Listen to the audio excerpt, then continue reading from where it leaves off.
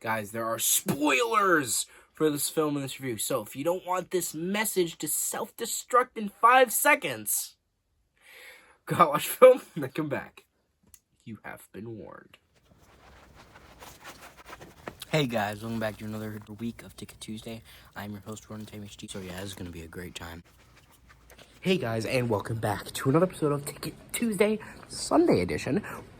This week we watched Mission Impossible, The Final Reckoning. Sorry, it's a big name. This film is starring Tom Cruise, obviously. His big face is on there.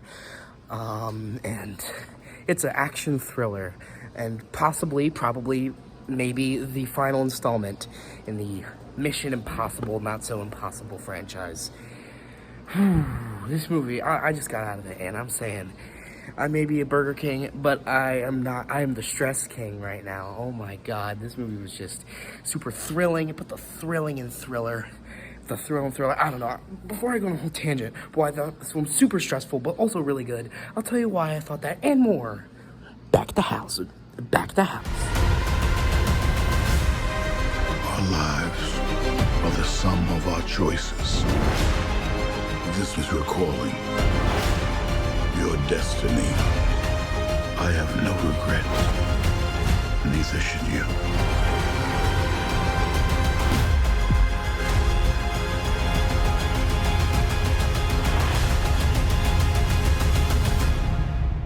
I need you to trust me.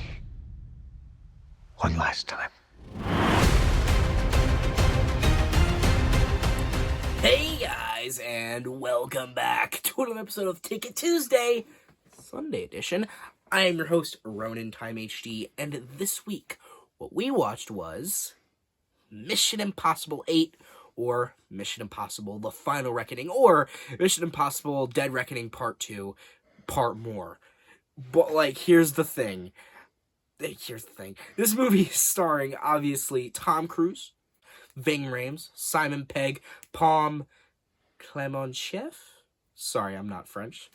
And Haley Atwell. This film is the newest and possibly final, maybe, installment in the Mission Impossible franchise. I don't really know how they could get any bigger than the plot of this movie, so I feel like it probably should be the final one. I mean, it's called The Final Reckoning, but you know how movies, franchises go. Whenever they say it's the final one, it never usually is. Yeah, maybe it'll be in space. You know, like you did Jason Goes to Hell, then boom, Uber Jason.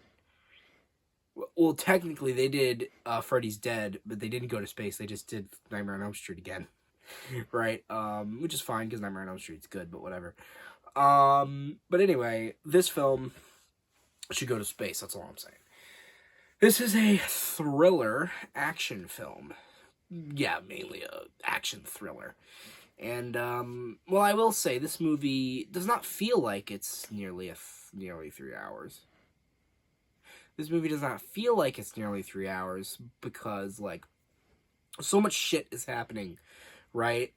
And, but this movie, I think its main, selling point are the stress scene, the stressful action set pieces. You know, because obviously, in the beginning and the middle of the movie, you know, Tom Cruise isn't gonna fucking die at the beginning or the middle of the movie, right? Because it's Mission Impossible. They're not gonna kill the main fucking guy in the middle of the movie. But near the end of the movie, you're like, oh man, are they gonna kill off Mr. Hunt?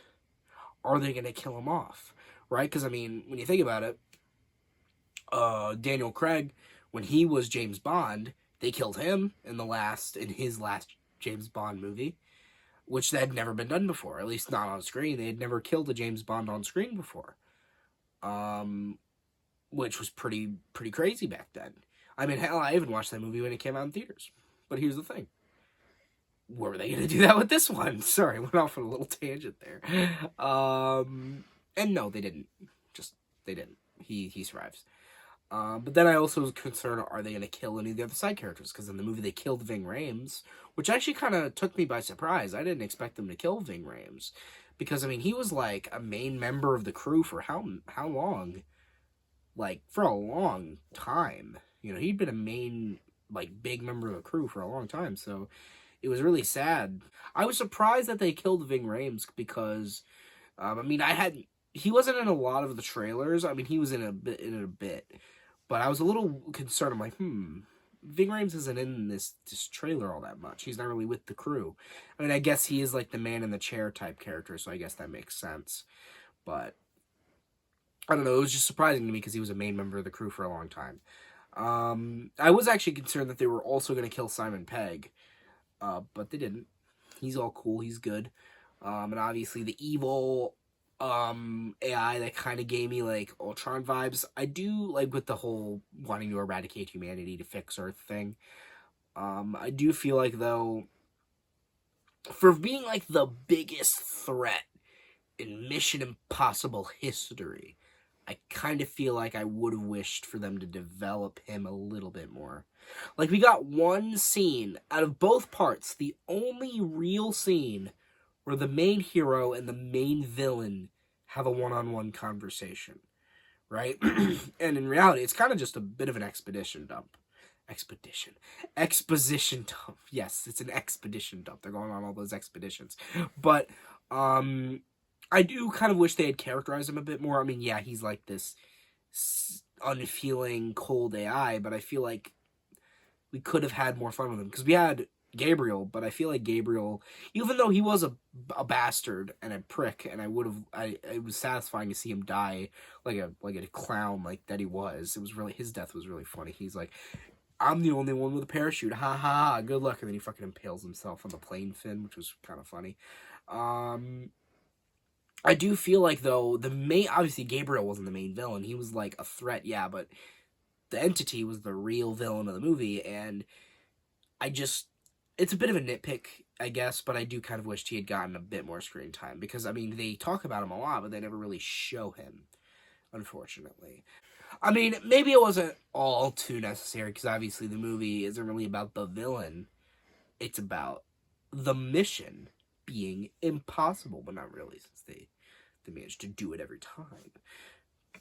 8 times. Technically, 7 times, because this is a 2-parter. But whatever, if you want to argue in semantics. But, here's the thing. I do think maybe it's not that important. I just would have liked to see more of him. You know, I kind of wish the villain had a bit more of a character. But yeah, with that being said, how did I think of the group? Right, I like the group, right? I always love the characters that just kind of hang out in the background. Now Paris, the French girl, she did stuff, right? She didn't just hang around. She was important. But the guy, like the soldier guy, not soldier, he was like a cop. He was a soldier, I don't really know. He was like an agent. He just hung out. Right, he was just kind of there the whole time, and I kind of liked him for that. I don't know, I say this every time. I just love the characters that are just there, like, along for the ride. Like, they don't really have much to do with it. They don't have, like, a massive relationship with the characters or anything. They're just tagging along. Right, I don't know. Maybe it's, like, just, like, my life in a nutshell. Maybe that's why I like those characters. But it's just entertaining to me. I love seeing just tag-along characters. And he made it. Every member of the crew survived to the end, which was nice. And also, something that's kind of crazy is, well, one, the cop, why do I keep saying cop? The, like, government guy from the last movie who was trying to track down Tom Cruise. It was revealed in this movie that he was the son of the, like, traitor villain from the first movie. And I'm like, oh, that's crazy. I remember that guy, the traitor guy. He died. Right? And that was a bit of a shocker, which, yeah. Then, what's another? Oh, yeah, there was also the guy who walked into the office in the first movie and, like, noticed Tom Cruise's knife. So, like, when Tom Cruise dropped his knife, the guy that picked it up and looked at it, he was in this movie. And you almost think, oh, well, Tom Cruise ruined that guy's life. He got kicked out of the Black Vault. But he's like, no, I met my wife. I got my nice house. I got to live in the place that I like. Then it got burned down, of course. But, I mean, hey, he was there for like 30 years. So it was good. He had it good for 30 years. But it was cool to see him. I genuinely did not expect that guy. I'm like, hey, you look a little familiar. Like, there was a moment when they went into the house and he walked around the corner, they did like a reveal moment, right? But it'd been a while since I'd seen the first film, and he had like a big beard now, so it was a little harder to recognize him anyway. But I'm like, they did a reveal, so that guy has to be important, or like a callback to something. Like, they wouldn't do a reveal for some random dude in a beard, right? They wouldn't do that. Beard man reveal. They wouldn't do that. But I just thought that was cool too.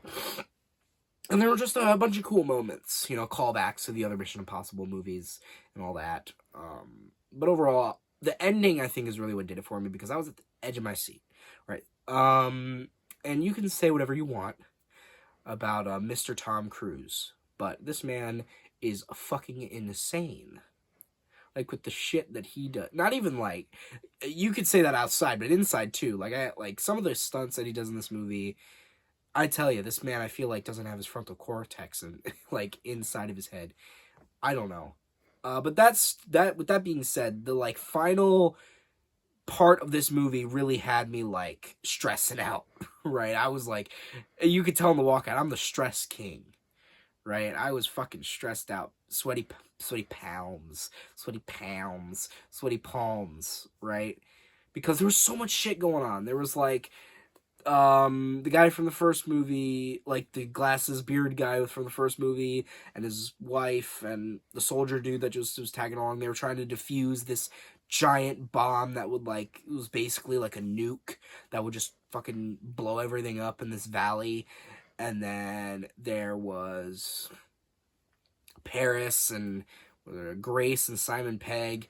They were all trying to like get ready, when like trying to prepare for when Tom Cruise was gonna put the thingy into the doohickey so that they could capture the evil AI.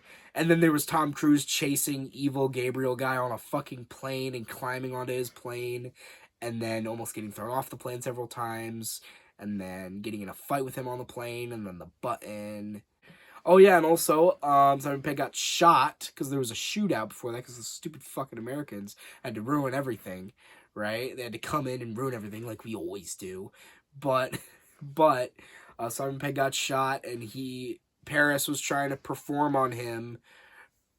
It was like surgery on him. Don't get your head up the gutter. Perform surgery on him while he was trying to help Haley Atwell Grace at the same time, like, and he was like passing out in the middle of a conversation, and I'm like, oh my god, is he gonna like pass out in the middle of trying to give instructions, and they're gonna just have to figure shit out? But no, he was kind of okay, not really. But then at the end of the movie, the very end, Gabriel dies like an idiot, because he is an idiot, and then Tom Cruise puts the thing into the doohickey, and then the doohickey into the thing, and boom. It's 100 milliseconds. They had to be like literally pixel perfect to be able to capture the AI without him launching the nukes. And they did it. They did it perfect time, and they prevented their human extinction. They prevented all that. And then at the end of the movie, obviously, it looked like, because he was falling, right, and he was trying to, because his parachute burned up, so he had to get his backup parachute, but they don't show him with the backup parachute, and they don't show him landing. They just show the green light, because they show that he put the thing into the thing. So, is he dead? No, he's not. He's not. He survives. And then Ving Rhames gives a speech, heartfelt speech, you know, and then of course, after his speech, the thing explodes, because, you know, this message will self-destruct in 5 seconds, and it destroys the source code to the entity, so that nobody can control him, right? Nobody should have that amount of power. And then at the end of the movie, it shows everybody meeting back up in secret in Paris. And Grace, Haley Atwell, gives Tom Cruise the like hard drive that has the entity on it. And they all part ways, and assumably Tom Cruise destroys it to kill it, right? Because that was his plan. Because they thought that, killing the entity would destroy cyberspace, basically destroy the economy, a global reset, Fight Club style. Not that wasn't really global, that was like nationwide, but you know what I mean, like a reset. But it doesn't, they just turned it on and off again, like good old-fashioned unplug it and plug it back in, right? And everything was okay, and nobody even knew. Actually, no, I feel like a lot of people knew how close they were to death, but as soon as they did, it wasn't a problem anymore. They're like, everything's fine. Let's go back to walking in Paris. Let's go back to eating things and doing the thing. I don't know. I'm just rambling at this point, but I did like that, and it was just very stressful, and I liked it. But with that being said, would I recommend this film? Oh, yeah, I would. If you're a Mission Impossible fan, if you're an action fan, thriller fan, I think you could get a lot of enjoyment out of this film. I say that a lot, but it's true. And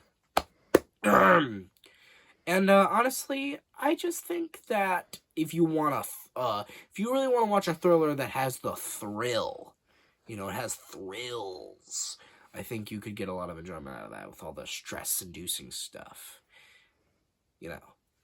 Like I've just been describing the whole video. But with that being said, what would I rate this film? I think I would rate this film an 8 out of 10. And, yeah, I think I've said what I need to say. I think I've said my piece. So, guys, I hope you liked this video. Share, friends, subscribe, turn those notifications on. Comment down below if you liked it. But you guys know how it goes. I didn't really mean to say that. What I really meant to say, if you guys hated this video, unsubscribe, dislike, in the comments. And I've been Ronan Time HD.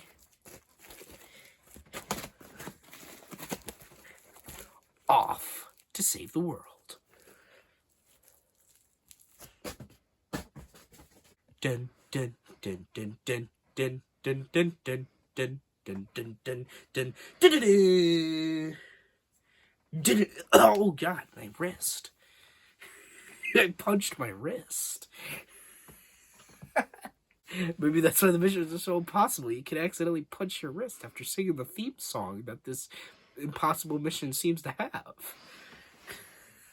Throughout the whole film, it's funny because obviously Simon Pegg is in this movie, right? Until I think halfway through the movie, I realized, like, when the title crawl appeared, like 30 minutes into the movie, I thought it was since he was in Shaun of the Dead, I thought his name was Sean Penn. But then I saw I'm like, oh yeah, it's Simon Pegg. Because he was in Shaun of the Dead, that's why. Don't blame me.